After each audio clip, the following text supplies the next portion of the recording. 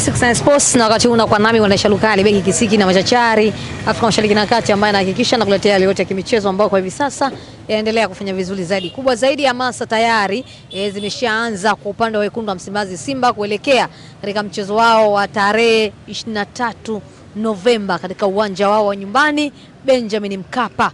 Mchezo wa kwanza katika hatua ya makundi, mnyama yupo nyumbani kuanzia saa 10. Mbele yangu hapa nipo na mzee wa Simba, mzee Marinyi. Uko vizuri?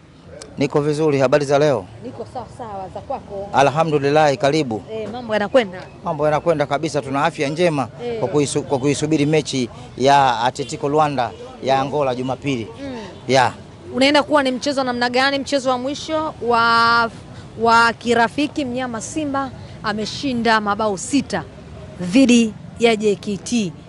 Kikosi kinaendelea kujifua kuelekea katika mchezo wenu wa tarehe 23. Unaenda kuwa ni mchezo wa namna gani haswa, mzee Malinyi?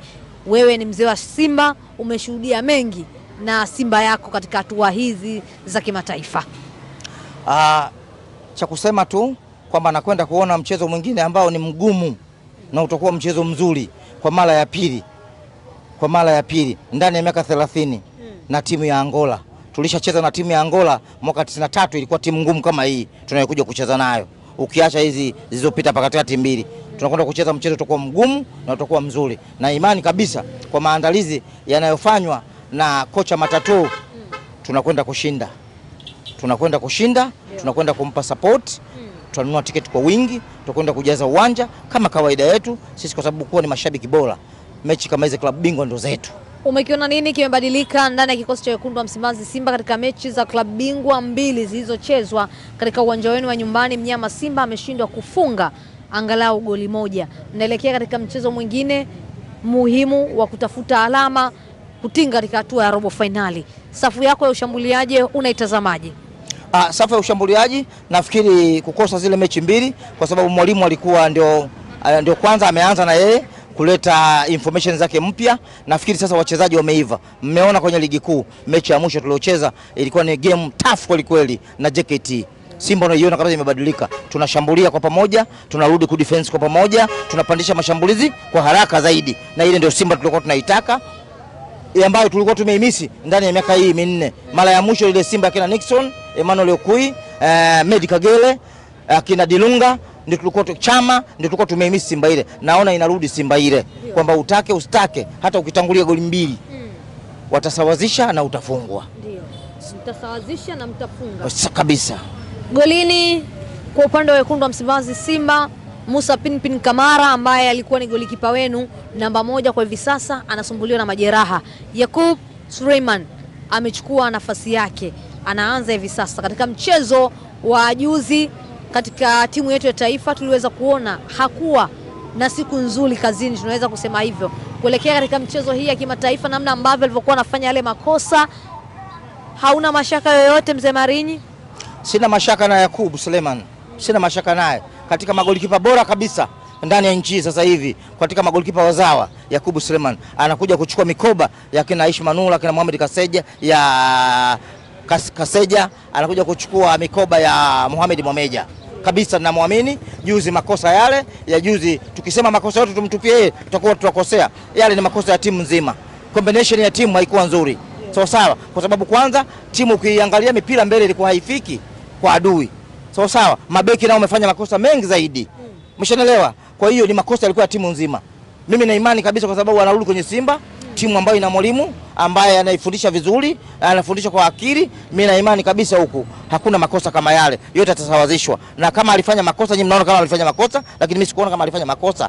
Kama mnasema alifanya makosa, mwalimu wa magolikipa atakuwa ameona, anakuja kumsawazishia mwalimu wetu wa kipa wa Simba, atakuja kusawazisha, hayatatokea makosa kama yale. Katika hatua hii ya makundi kila mmoja na huaga anashinda nyumbani kwake. Nyinyi kama wazee wa Simba mmejizatiti vipi? Alama 3 zibakie Benjamin Mkapa. Ndio target yetu hiyo, kwamba point 9 zote za nyumbani lazima tupate hizo point 9. Kwa sababu kwenye mashindano haya ni mahesabu. Ukipata point 9 za nyumbani, kila mtu anapata alama kwake, 3 za kwake. Ukizipata hizi 9 tayari uhakika wa kwenda robo finali upo, kwa sababu utahitaji tu point 1 tu uende, au hizo 9 zikakupeleka. Kwa hiyo tunasema kwa sababu ni wazoefu ndani ya miaka 6 na hii tutakwenda sasa tutakwenda hii sasa ya 7 au ya 8 sasa. Hii tuseme ya 8 kwa sababu tulicheza finali ilikuwa ya 7. Hii tunakwenda sasa ya 8. Sawa sawa. Mimi na imani kabisa kwa kutumia uzoefu wetu wa mashindano haya. Naamini kabisa mechi za nyumbani zote tunashinda. Tutakwenda kushinda kwa njia yoyote ile. Jua liwake, mvua inyeshe.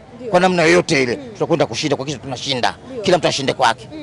Timu ya wekundu wa Msimbazi Simba imeondolewa katika zile tuzo ambazo ilikuwa inashindania klabu bora ya mwaka.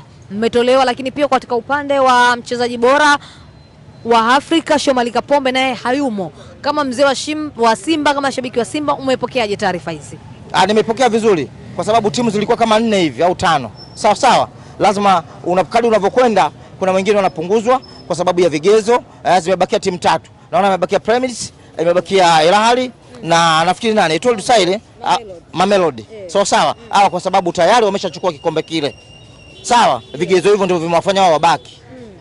Sisi bado hatujachukua kile kikombe. Kwa hiyo tunashukuru kuingia kwenye top 10. Sawa, msimu ujao kama tukifanya, Mwenyezi Mungu akitujalia tukifanya vizuri, mimi nafikiri tutapewa nafasi ya kwanza. Mtapewa nafasi ya kwanza. Haina shida kwenye hili. Kabisa. Imewaumiza. Tu wala haijatuumiza kufika hapa kwa sababu wanasema kitu chochote kile ukitaka kufanya lazima uthubutu. Sawa sawa, lazima uthubutu kukitenda. Kwa hiyo sisi tumeshathubutu na tumejaribu na tumeona tunaweza, na imani kabisa msimu unaokuja tunaweza sisi tukapewa nafasi hiyo ya kwanza. Young Africans, namna ambavyo wanavyokitazama kikosi chao, wamecheza michezo ya ligi kuu Tanzania bara, mchezo wa mwisho hapo wameondoka na ushindi. Siku ya kesho wanaelekea kule visiwani Zanzibar kwa ajili ya michezo yao dhidi ya FAR Rabat. Namna ambavyo wanavyokitazama kikosi cha Young Africans, unawaonaje? Mimi nafikiri waende wakakazane. Mwaka huu kikosi chao wasicheze kwa kuishi kwa kukariri. Kwa sababu bado wanataka kukariri kikosi cha miaka 4 iliyopita cha akina Mayele, Aziziki.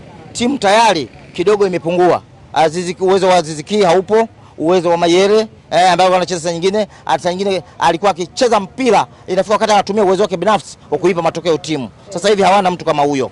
Sawa, amebakia huyo Pacome tu. Sasa waende wakacheze kwa kujituma. Wasiende kucheza kwa kutumia, kwa sababu timu yetu sisi na muunganiko, timu yetu sisi bora, anaweza asiende robo finali. Anaweza asiende robo finali, aende akapambane. Sijui kuhama uwanja wa Benjamin Mkapa si tatizo wala sio dawa. Kwa sababu ndani ya miaka 4 yote amechezea hapa. Leo anakimbia uwanja. Hilo tu pengine linaweza likawa tayari linamuonyesha anadaliza uoga, akawapa nafasi wageni kwamba kukimbia uwanja wa nyumbani kwako kabisa kwenda kwenye uwanja mwingine. Sawa, Zanzibar ni nyumbani, lakini yeye makao makuu yake kwa hapa. Sawa sawa. Kwa Malinyi Young Africans wangebakia tu hapa Dar es Salaam. Wangebakia hapa, uoga tu eti Simba sijui wanachezea uwanja, kwani Unguja mbali? Si hatuwezi kuchezea huko kama sisi tuchezea uwanja. Unguja mbali. Sasa hivi nikipanda boti baada ya nusu saa, baada ya saa moja niko Unguja. Tutashindwa kwenda kuchezea, wamekwenda Rwanda. Hakuna walichokimbia. Yaani hapa wanaonyesha kabisa kwa wapinzani wanaokuja, wakiwa imara, wanaweza ndugu zetu wasiende robo finali. Kwa sababu wameshaanza kuonyesha uoga.